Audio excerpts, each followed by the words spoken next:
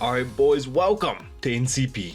That was kind of weak. I know my daughter's asleep in the other room, so the energy for this in the match are gonna be a little bit low, but I'm so excited for this because in this week we get to face Wagon, who you can check out in the top right hand corner. And as you guys may know, Wagon is the dude who helps me build a majority of my teams.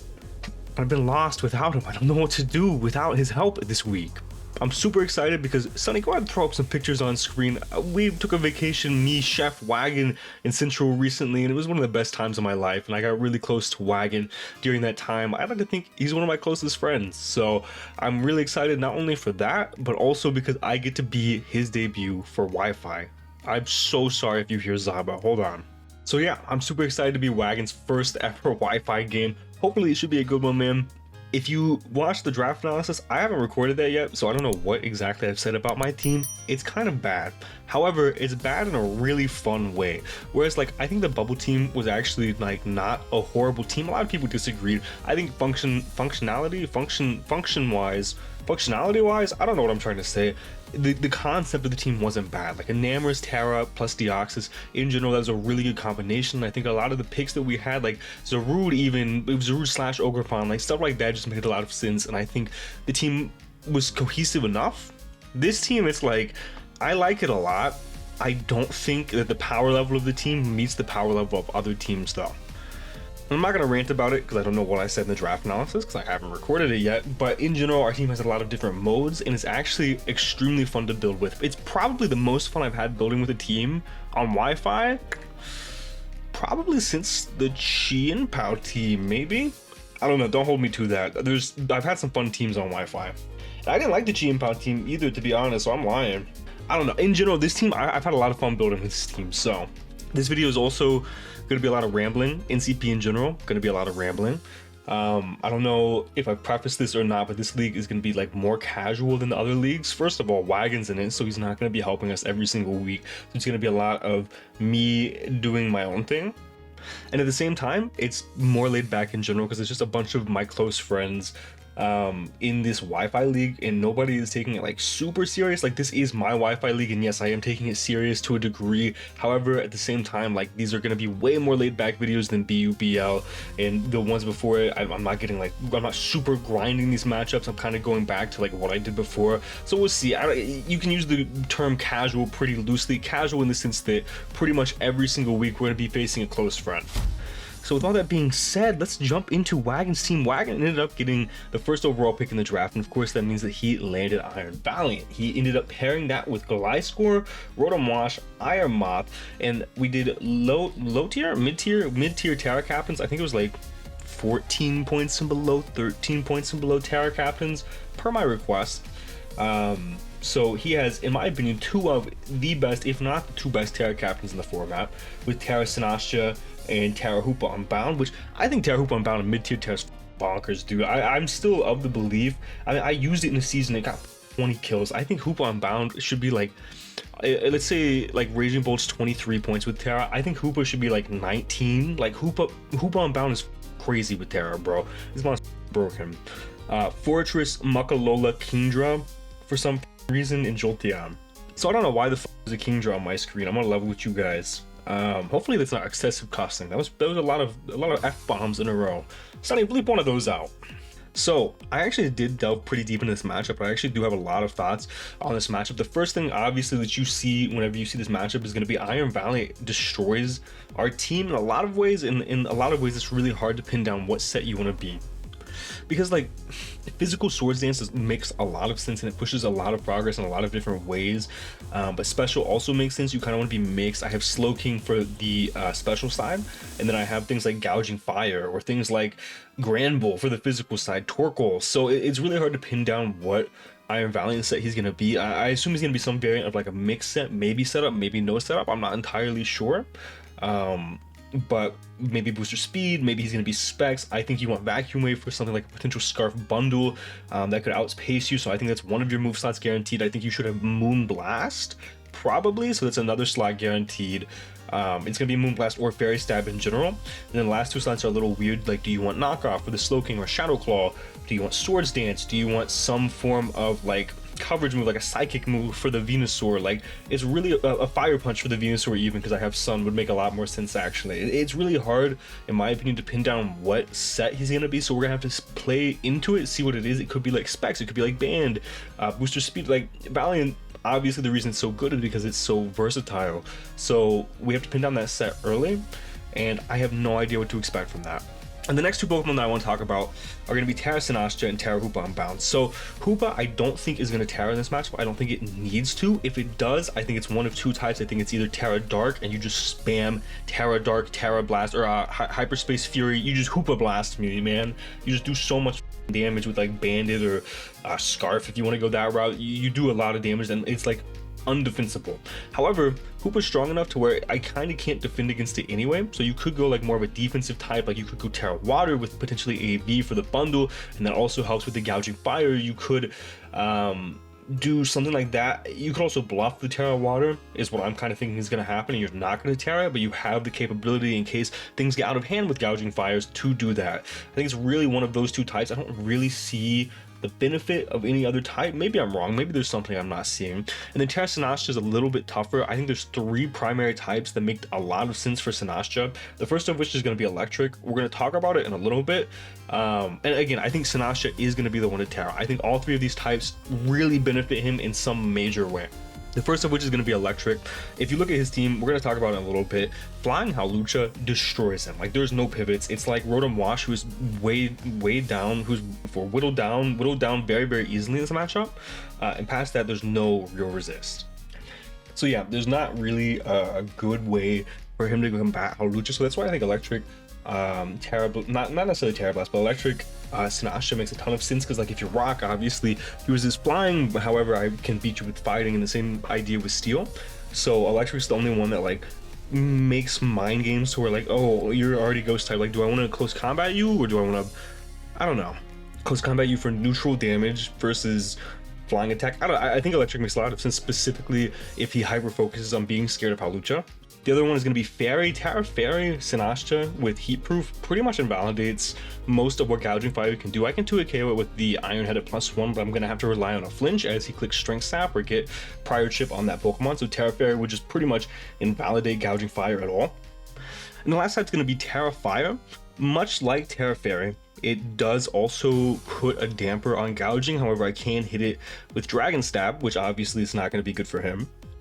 The thing that Terra Fire does though is it allows him to have a way to hit the King Gambit, and he doesn't hit King Gambit otherwise, and he also gets Sun Boost potentially if I do bring Sun. So I think all three of those types make a ton of sense. As for the set, I think it's pretty cut and dry for Sinastra. I think your CM, Strength Sap, dual stabs, or if you Terra Blast Fire, you're just gonna ditch Calm Mind. It'd probably be Strength Sap and then 3 stabs. Hoopa's a little bit harder to like pin down. I think you're gonna be Hyperspace Fury Psychic probably. And then you could be like Drain Punch last move. Hoopa's way harder to pin down. Again, same with the Iron Valiant. Like both of those Pokemon being mixed attackers and being so prominent in this matchup, it's hard to really nail down what set they could be. Again, if we see Terra Water and Hoopa, it could potentially be a V. It could also be bluffing and not Terra. So those are the three Pokemon that I think guarantee come no matter what. I do also think Rotom Wash pretty much has to come. It's his only way to like kind of chew hits from the Gouging Fire in some way, and like also not lose to a Specs Hydro Pump from the Iron Bundle. I mean, Sinastra kind of can do that, but he doesn't want to use Sinastra for that. So maybe that's another instance where he does decide to Terra Water the Hoopa Unbounded, like if he doesn't bring the Rotom Wash. However, I do think Rotom Wash just makes way too much sense, and it also like switches into way too many different things. Like it gives him Hawlucha answer, like Gouging Fire answer. Like Rotom Wash is extremely pressured in this matchup. I do think it does very well though. It's probably just gonna be like a Willow Pain Split Volt Hydro set if I had to guess, and it's gonna be Fizz Def almost guaranteed. And the last two slots get a little bit dicey because like Fortress is like not unusable here. Fortress is like kind of okay because Rillaboom exists. Like it can take a hit from Hawlucha, it can take hits from King Gambit. It's just really bad into like gouging, torque. It's like it's literally the definition of gouging food, right? Iron Moth is another Pokemon that actually makes a ton of sense, especially in Sun if he does expect Sun. It does really well outside of Slowking. Slowking is like the only real answer on the team that I have to in any capacity. Gliscor also makes sense because I don't have very strong removal. It is just Torkoal and Hawlucha. So if he wants to hazard stack me, that would make a ton of sense to me. Muckalola, like I don't really see Muckalola coming. It could come like if he's super scared of Venusaur. Kingdra doesn't make any sense to me. Like, could you be like a Rain Dance Swift Swim Kingdra? Sure. However, I don't see how good that is into Slowking, plus me just being able to reset with Torkoal, plus me having bundle and being able to like outspeed you if I ever get that stun up, or like me going Slowking, Chilly Reception into the bundle. Like, it doesn't make a ton of sense to me. Like, could you be DD? Maybe you could be DD Kingdra. I didn't give that enough thought. Maybe he could be DD Kingdra. And then lastly, Jolteon. I think the only way Jolteon ever comes is if you're like Flame Orb with Quick Feet, and that's going to let you outspeed the bundle. So the 4 that I think guarantee come are Valiant, Sinasha, Hoopa Unbound, and Rotom, and then the last 2 slots are kind of in the air. I do have like a sinking suspicion it's going to be top 6. I think that makes the most sense. However, like, I do see some merit in like Fortress and Jolteon and Makalola, not Kingdra though, man. As for our team, this is an awesome matchup because this gets to showcase exactly why I actually enjoy the team composition that we have and like the Pokemon that we have. Like, we have so many different modes in our team between like Grassy Terrain and like Gouging Fire existing, Grassy Terrain plus Hawlucha, or Torkoal plus Venusaur, Torkoal plus Gouging Fire, Slowking Chilly Reception into Iron Bundle. Like, this is an instance where like we get to showcase everything because I think all 11 Pokemon on our team does have merit in some way. And this is a matchup that I definitely thought of a lot, and we went through I think 3 team revisions ultimately. I'm gonna be honest with Gouging Fire though, it was pretty much always gonna be one of 2 sets. It was gonna be sub DD, it was gonna be sub DD Dual Stab, or it was gonna be sub DD Morning Sun Fire move, Heat Crash, because we just beat down a lot of his team, and it's gonna be a fat Gouging Fire no matter what, because there's so many things on his team that like can't break past our sub. Primarily Rotom Wash, especially in the sun, cannot break past our sub. We can be faster than that Pokemon, obviously we are naturally, and then Sinasha is the other one. Like, yes, is he a check to us? Yes. If he's not Calm Mind though, and if he is like Terra Fire, like 3 attacks Strength Sap, we can sub and we can DD in his face forever, and we can push past him eventually. And Gouging's just so hard for him to overall deal with, especially if we get chip on certain Pokemon or if we're in the sun. It's so hard for him to find good positions into Gouging. Like, we are going to search for Gouging in-game, and I knew that very clearly. I didn't know how we were going to build the team around that, but looking at this matchup, it was very clear to me that Gouging is going to be the thing that we play to win with. My voice, I'm so sorry about that. It is going to be the thing that we play to win with. Next up, Rillaboom. Rillaboom does have merit only because it allows Hawlucha to get the Grassy Seed on Burden, right? But also because it gets certain Pokemon in and allows us to U-turn on them and take advantage of them. Specifically like Gliscor, we can U-turn on Gliscor, get into Bundle, and Bundle puts him in a really bad spot. So we'll talk about that in a second, but that's like the main idea. Or if he brought Fortress for whatever reason, just for the Rillaboom, we U-turn on that Pokemon and we get into Torkoal, Gouging, whatever the case may be. And he was strongly considered just to be used as a pivot. Even Sandy Shocks makes a lot of sense because you look at his removal, it's just the Fortress, and I really almost debated going Terra Ghost on the Rillaboom just to bluff, like, you cannot remove on me. Plus Hazard Stack with Sandy Shocks, I think it's very powerful. Like, spikes are so strong in this matchup, especially whittling things down like the Hoopa Unbound that do not want to run Boots in this matchup. Like, you should never be Boots on Hoopa Unbound, you should never be Boots on Sinasha. You could be Boots on Sinasha, I guess, but Hoopa should never be Boots. So we could punish those things and we could punish those switches, because this should be a pretty switch heavy, like super offensive game. So that is definitely something that was highly considered. Bundle, I'm gonna be honest with you guys, whenever I picked Bundle up, I think I picked Bundle up post draft. I think it was like post transactions I picked Bundle up. This was the matchup that I looked at and I was like, this is a prime example of how Bundle can just rip apart a team. The Bundle does so fantastic in this team. I'm gonna be honest, we just Hydro Pump, we just Freeze Dry, and everything kind of drops. We can do Flip Turn for momentum, we can throw in like Encore last, we can throw in like Blizzard last if we bring Slowking or Ice Beam. This is just top to bottom a team that Bundle absolutely rips apart. The main thing that we have to remember and worry about with Bundle is going to be Vacuum Wave on Valiant. I think is such an obvious bring that he should bring it, and I think he should have it. Torkoal is here. I'm going to be honest, his use case is just to help with potentially Gouging Fire, not Sandy Shocks as much in this matchup, because we weren't really ever going to be on offensive Sandy Shocks here because he has a Gliscor and Rotom Wash. It just doesn't make a whole lot of sense. There's not really ever a time where he's not going to waste our Sun turns. So primarily for Gouging Fire, but also Venusaur, who does very well. We'll talk about that in a minute, as well as potentially removing hazards. Slowking, I'm gonna be honest, again, Slowking's another Pokemon that I was like, hey, this dude is probably gonna come no matter what. It's our best way to deal with not only Valiant, but also Iron Moth in some capacity. Obviously, Valiant could be like SD Shadow Claw, SD Knockoff, and that could be pretty scary, but again, that takes up 2 of his move slots that we know that he has, and then we assume that he's gonna have Vacuum Wave in one of those other slots, so he would probably have Fairy Move last. So he would either be Spirit Break or he would be Moonblast. So that would give us a lot of information just off the bat. If we see Swords Dance, we kind of have that knowledge immediately. So that would be fantastic. And then obviously there's not a whole lot that Iron Moth can do into Slowking other than pivot. Venusaur, offensive Venusaur does fantastic here. There's not a lot of pivots. I'm gonna be honest though, it was always gonna be 4 attacks. It was always gonna be Dual Stab, Weather Ball, and Ground Move of some capacity. There were a lot of items thought, but I'll discuss that when we get to a potential stat. Terra Hawlucha was another Pokemon that was like an immediate lock. I didn't know how we were going to do it or what the stat was going to be. There was like Band, Scarf, a Grassy Seed were all considered, but Terra Flying, it's unguardable, man. Like, it's another in-game that we can find very easily. We have to get Chip on the Rotom. Scarf makes sense because it outspeeds Booster Valiant. Band makes sense because it naturally outspeeds everything, not Jolteon. And Grassy Seed makes sense because we can get into a position to do a ton of damage to a ton of different things. And Grassy Seed, one thing that I do want to note that I don't think I talked about in the Team Builder, he could be red card on both Fortress and Rotom Wash to make it to where my Unburden is useless. Kingambit was considered solely because of Sinastcha, how tough it is to deal with Sinastcha, and because of how hard Kingambit checks that Pokemon. I do think that the Terra Fire like makes the most sense in my opinion, because it also helps versus Gouging Fire. So I do think the Terra Fire Sinastcha makes a ton of sense. And then Gramble's not horrible as a Valiant, a way to beat the Valiant. So all right, that's gonna be enough rambling about those Pokemon. We're gonna talk about the actual team that we are bringing. All right, now we're going to be on to the actual team that we are bringing. So the first Pokemon, like I said, it's going to be Gouging Fire. I have to go with the Fat Spadef Mono Heat Crash set. I thought that if he's going to be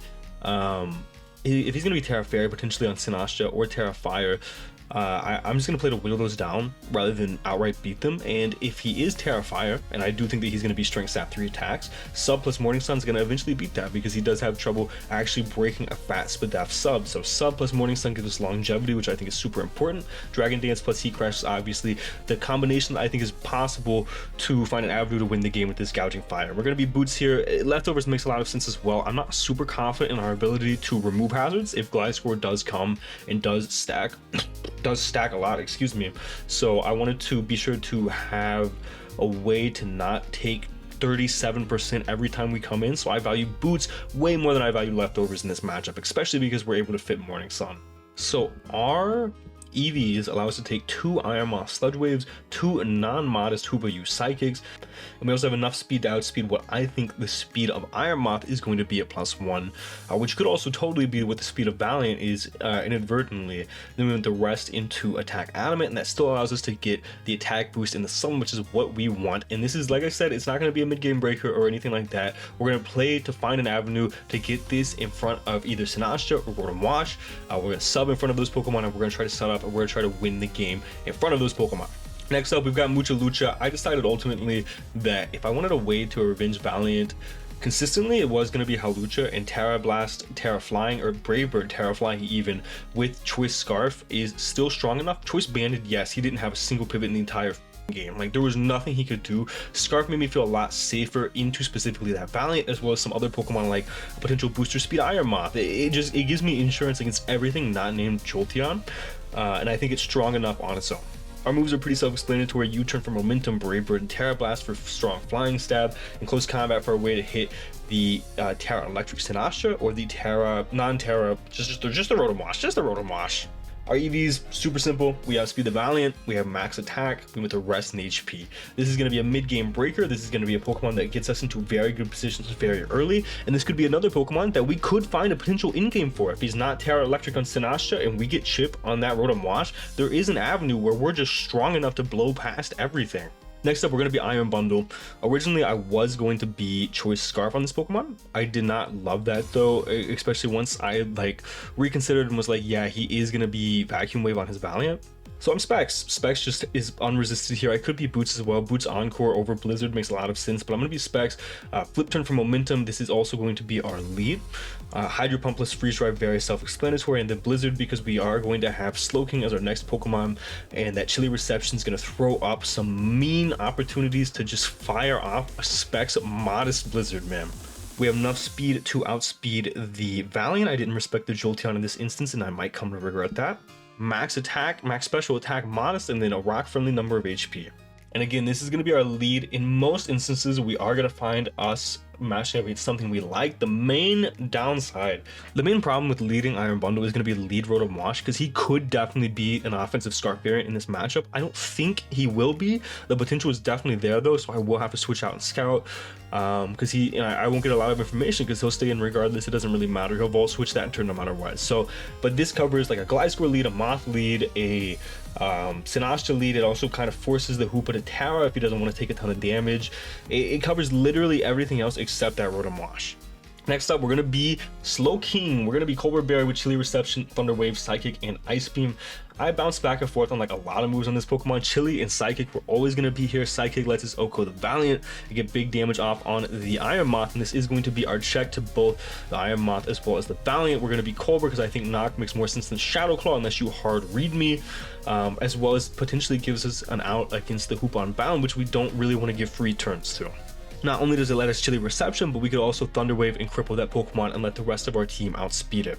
Ice Beam also gives us a way to consistently push past Gliscor, because with Surf damage, you never, like, we might be in the sun because we're going to bring Torkoal that we'll talk about in a second, or after Protect, he can actually live a 2 Surfs. So we just wanted to be sure. We just wanted to pack 2 Ice Beams. We're just going to simply be Max Adapt, man. It's pretty simple. Our special attack investment allows us to 2-hit KO Max HP Iron Moth with Psychic. It's very niche. It was only 8 EV, so I didn't feel too bad about it. And then other than that, we are just Max Adapt. Next up, we're going to be a really cool Torkoal. We're going to be more of an offensive Torkoal here with Boots.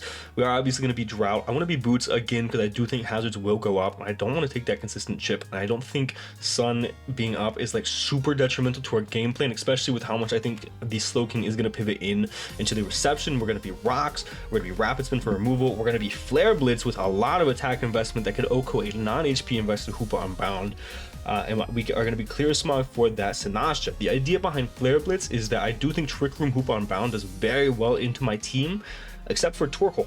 Torkoal does not like that, and I don't want Torkoal's not going to play around, bro. We're going to fire off a mean Flare Blitz into that Pokemon, and we're going to OHKO him if he decides that he is not going to be Terra Water, or if he is going to use his Terra on Sinastcha. Because I wanted to find some way to punish that Pokemon. And yeah, Lava Plume looks pretty good in the matchup. Spreading Burns looks fantastic.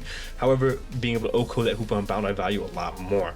We can take 2 Rotom Hydros in case I need Rocks and Rapid Spin, which isn't like a super big deal. We'd OHKO the no HP Hoopa in the Sun. Then we went the rest into Physical Defense plus Physical Defense. And then lastly, we're going to go Rupert. And I didn't talk about it on Torkoal. I wanted to wait until this last Pokemon. The first 4 Pokemon, Gouging, Hawlucha, Iron Bundle, and Slowking, once I got those sets down, those were locked in. Those Pokemon were always going to be those 4 Pokemon in those 4 sets. The last 2 slots though, Torkoal and Venusaur, I cycled between these 2 as well as Kingambit and Rillaboom a lot. I could not ultimately decide on what I preferred more, because no matter what, we are going to lose to something. If we didn't have Torkoal, then hazards would be a huge problem, and obviously with Terra Flying Hawlucha that we want to play in the mid game, as well as a Specs bundle that's not ideal. So we could have brought like Torkoal and Kingambit, because Kingambit allows us to beat a non-Terra Fire Sinastcha, or force the Terra on Sinastcha instead of the Hoopa Unbound. However, if we did that and I didn't bring Venusaur or Rillaboom in this slot, then we would have lost to Rotom Wash. We didn't have anything for Rotom Wash at all. We would have had to use Gouging Fire as our pivot into Rotom Wash, or the Slowking. Like we would have had to switch like maybe an AV Slowking to switch into the Rotom Wash. And even then, if he switched into Hoopa Unbound, we would have had to go like Kingambit on the very obvious Kingambit on the Hoopa Unbound, and he could have Drain Punched one time. It was just a whole mess. I feel like this is a little bit more consistent.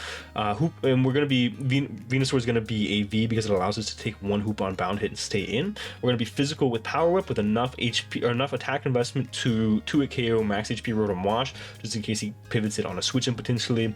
Sludge Bomb plus Weather Ball felt very strong, and Earthquake allows us to OHKO the potential Iron Moth.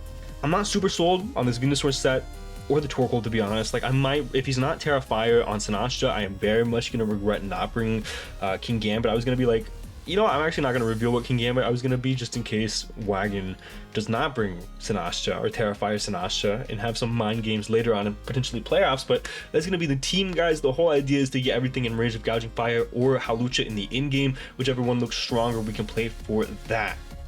I'm super excited, man, to get in here to play Wagon in his first ever Wi-Fi game. If you guys are if you guys are just as excited as I am, let me know down below. Be sure to leave a like and be sure to show Wagon's channel some love, man. He deserves nothing but the best, because obviously he always helps me with my teams and never expects anything in return. And he's a really good guy, man. So thank you guys so much for watching. And for now, guys, this has been John Jr. signing off.